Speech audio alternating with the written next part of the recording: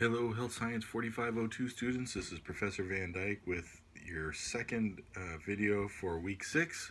And this is going to cover the other half of the personal protective equipment triumvirate, if you will, the most important parts of the PPE. So we talked about suits in the first video, and this video is going to be in regard to respirators. So a very important part of what you need to do to keep yourself safe when you're out working.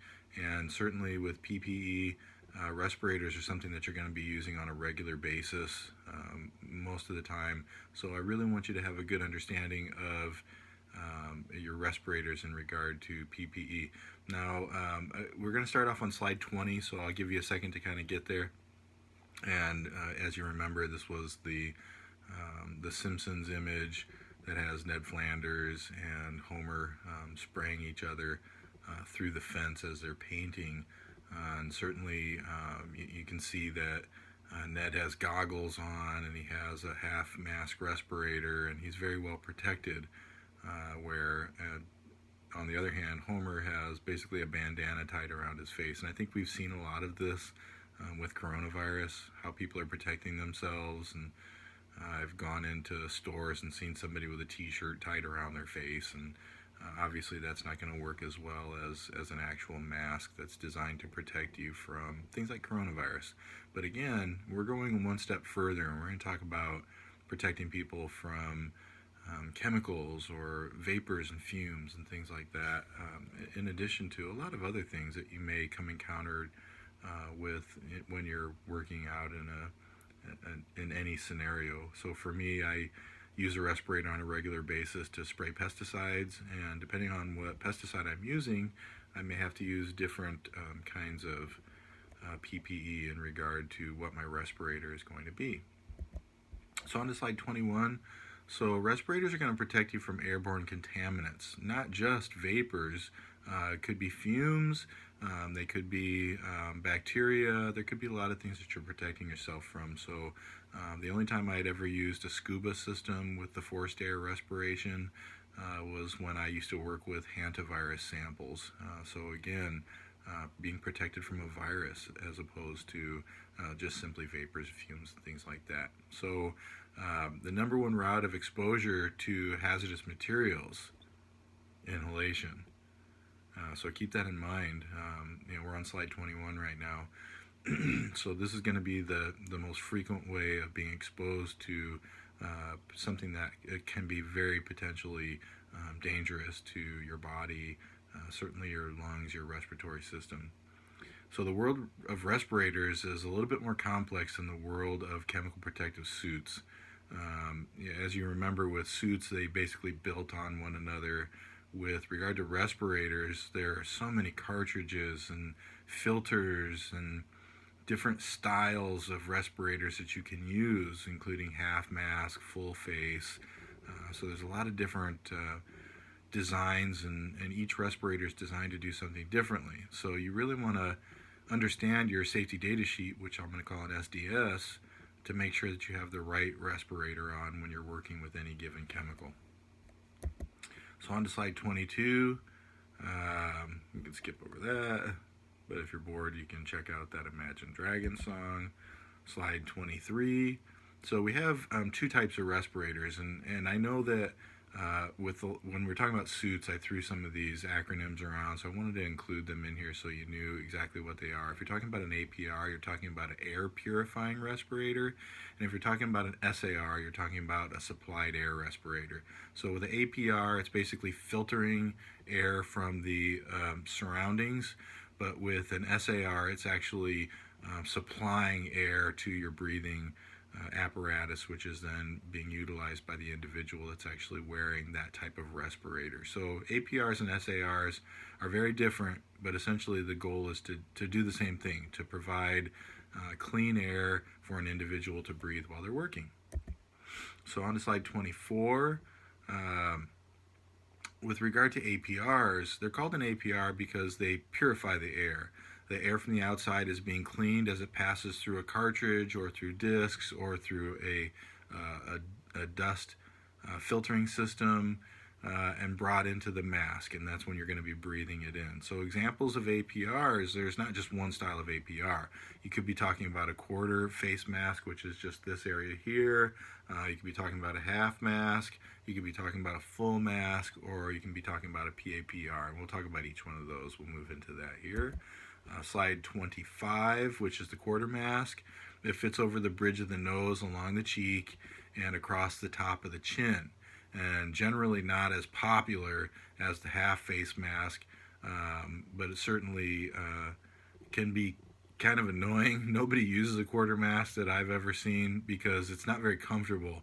You're constantly kind of messing with it to make sure that it's right in the right place. So generally a quarter mask is very rarely used. So on to slide 26. This is a half face mask which fits over the bridge of the nose, along the cheek, and under the chin, but it has the 4-point suspension system that you see above and does not provide eye protection, so you will have to use goggles or safety glasses when working with the half face mask. So, again, that's the big difference with the half face mask versus the full mask, is that you are going to have to utilize some form of eye protection with the half face mask. And it certainly is very comfortable with the 4-point suspension system when you go ahead and put this on. So the half face mask is used much more consistently than most of the other masks. So on to the full face mask. Full face fits across the forehead and down over the temples and under the chin, and it usually comes with a harness. 5 or 6 point suspension, and this does provide eye protection, so you don't have to worry about goggles or safety glasses or things like that. But again, as I'd mentioned, if you have to wear prescription glasses, you're going to want those when you put this full face mask on, so that you can see exactly where you're going. And a lot of the time these are used in painting and things like that, where you want to protect your eyes and your face from exposure, but also to make sure that your respiration is not being affected by what is in the air. So full face mask is a great tool. On to slide 28. So this was the PAPR, the paper, the powered air purifying respirator. So it's basically a mask that has a pump on it. The pump draws the air through the cartridge and delivers it into the user, and this is going to still be ambient air. So there's no air being supplied from a scuba-based system. This is going to be something that's pumping air directly into the cartridge, into the mask, and it's being utilized, but it's still utilizing the ambient air. So if there's a really strong, horrible chemical like chlorine gas, this is not something that you're going to want to use. So the PAPR is a good system. It's going to power air into the cartridge and allow into the respiration area. But again, very frequently will someone just go ahead and opt for the scuba above the PAPR system. So on to slide 29. So with APRs, there are some limitations. So with an APR, one of the things that you're going to be looking at, in regard to air purification, these are usually going to use cartridges or filters which have to be maintained on a regular basis, where the SARs, they don't use these cartridges. I mean, they're going to be pumping in fresh air without respect to having to change out cartridges or filters. So the APRs do have some limitations. So they cannot be used in oxygen deficient atmospheres. Absolutely not. So if you're in an oxygen deficient atmosphere and you go down with an APR, you're going to pass out pretty fast, and it's going to be bad. So APRs have a much lower assigned protection factor, or APF. I know I'm throwing out a lot of acronyms, but as I mentioned before, kind of write them down, because if I continue to say air purification respirator or assigned protection factor, these videos are going to be a lot longer. So they have much lower APFs, assigned protection factors, than the SARs will. So a protection factor is going to essentially measure how well a respirator fits on your face. The higher the protection factor, the better the protection is going to be. And essentially what this is going to do is how well is it going to seat on your face and make sure that you're very well protected. So obviously a full respirator, full face respirator is going to be a lot better. It's going to have that 6-point harness, and it's going to seat to your face a lot better, and it's going to do a better job. So on to slide 30. And now we're moving on to SARs, supplied air respirators. So SARs get their air from a compressed air or oxygen tank. It's not drawing it in from the ambient air around you. So it's going to be supplying it directly into the respiration zone where an individual is drawing breath. So that's one of this obviously for a number of reasons the SAR is very important. So if you're working in an oxygen deficient environment, the SAR is going to be providing you the appropriate amount of oxygen that you're going to need. These are far superior to the air purification respirators, the APRs, because you don't need to filter out contaminants from the outside. So there's no cartridge, there's no cleaning, that you don't have to maintain those things. But again, you have to be well aware of what's going on. You certainly need that oxygen. Well, you need that air tank, that compressed air tank, that's going to be able to provide you with the air that you need. On to slide 31, we have two types of SARs, which are the airline respirators and the self-contained breathing apparatuses, also known as SCUBA, but we'll call them SCBAs. Slide 32, this is an example of an airline respirator. So the respirator is hooked up to a remote source. It's not on a tank that you're going to actually carry with you. There's a remote source that is providing air to the respirator that's going to allow you to continue to breathe. So you're going to basically have this long hose behind you that's pumping air into the respirator. So airline respirators can come with a small tank in case of an emergency, and this is called an escape tank, but it's still going to be drawing from this source, this hose-based source that's providing air into the respirator. And the escape tank is not to be used unless you have an emergency. So you don't want to use an airline respirator and go, I won't be in there that long, so I'll just go ahead and use my escape tank. You never want to do that, so keep that in mind. Slide 33. This is going to be the SCUBA system here. The only respirator you can use in level A. So you remember the level A ensemble. You have to use a SCUBA-based system for the level A. You really want to make sure that when you don't know what's going on, you're being provided with air to make sure that you're safe. Okay. So air is supplied by a tank that you're going to carry with you. So the limitation with this is you need to know how much air you have left in the tank, and that can be important. Certainly as a scuba diver, you would know that very well, but how about if I was a firefighter? I mean, I would definitely not want to run out of air halfway through a job, especially something that is requiring a great deal of time. So you really need to understand how much time you have in regard to the SCBA. Running out of air is a bad time. You're going to have a really rough day, and you may be exposed to horrible toxins or chemicals, vapors, fumes, things like that. So this is the highest APF, so again, the assigned protection factor of any respirator. So this is going to have an APF of 10,000. As you remember, the higher the number, the better the APF. And certainly this is a very valuable tool when you're working in a dangerous environment, especially when you don't know what's down there, what's going on. So SCUBAs can be very valuable, and usually you're going to see firefighters will wear something like this.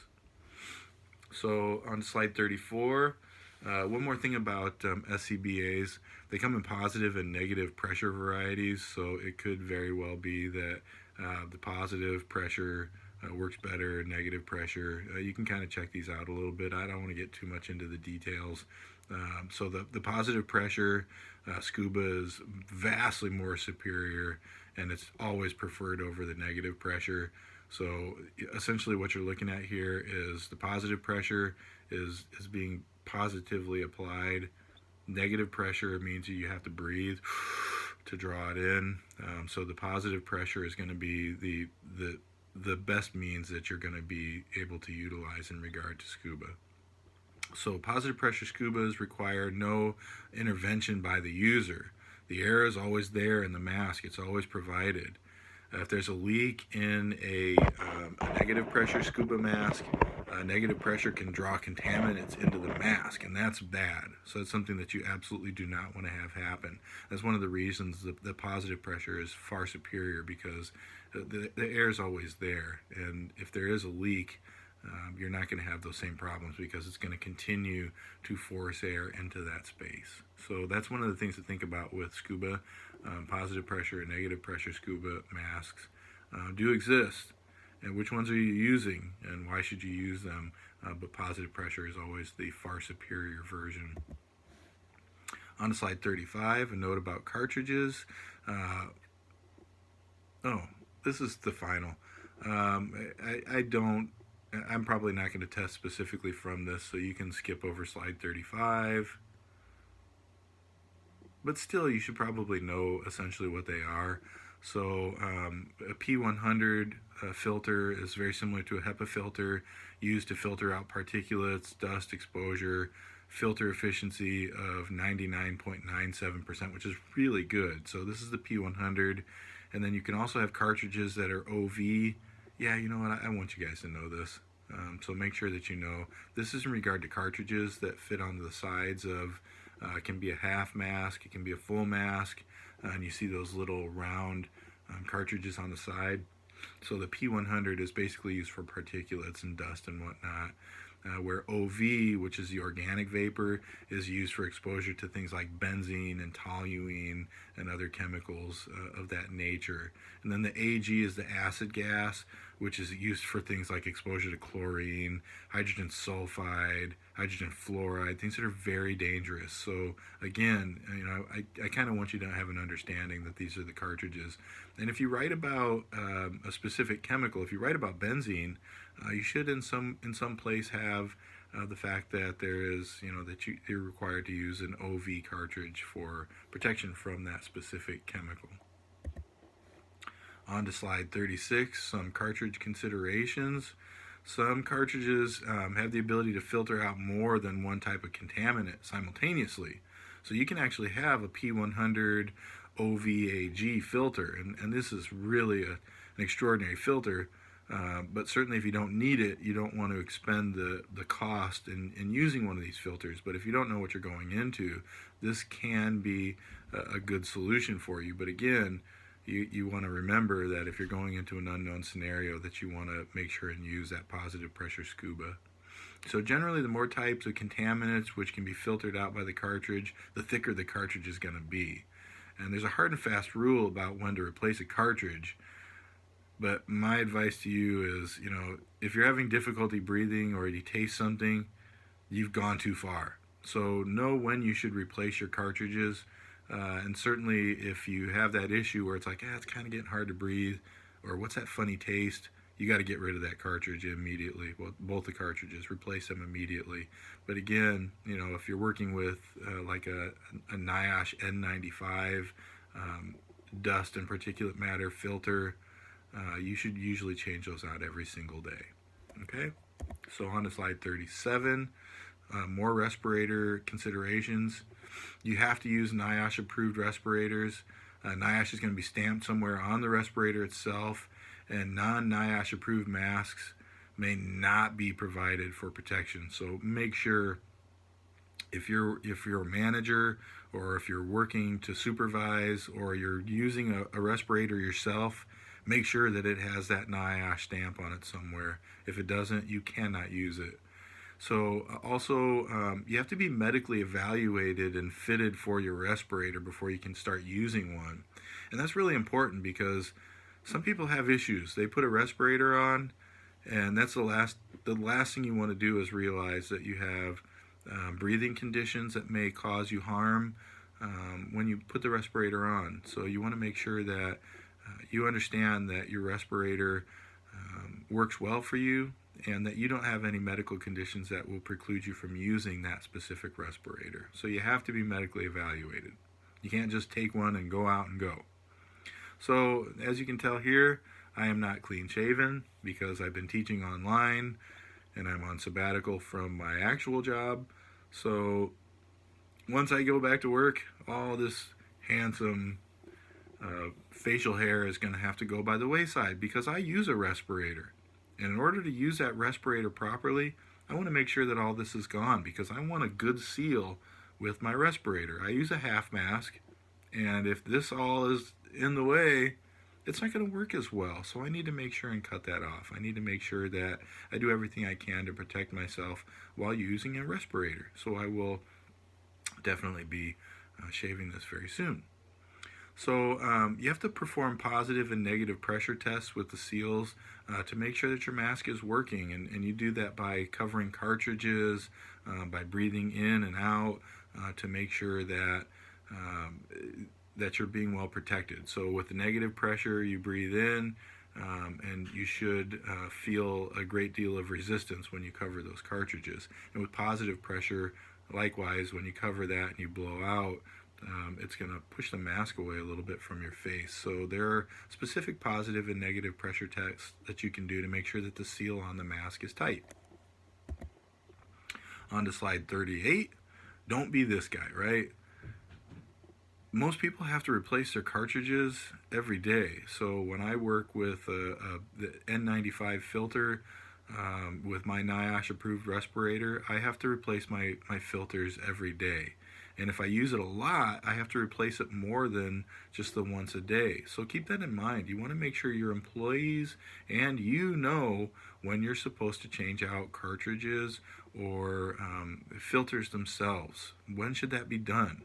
As we'd mentioned with scuba, there is not that requirement to replace these cartridges or filters because you're being supplied by oxygen and, well, you're being supplied by air.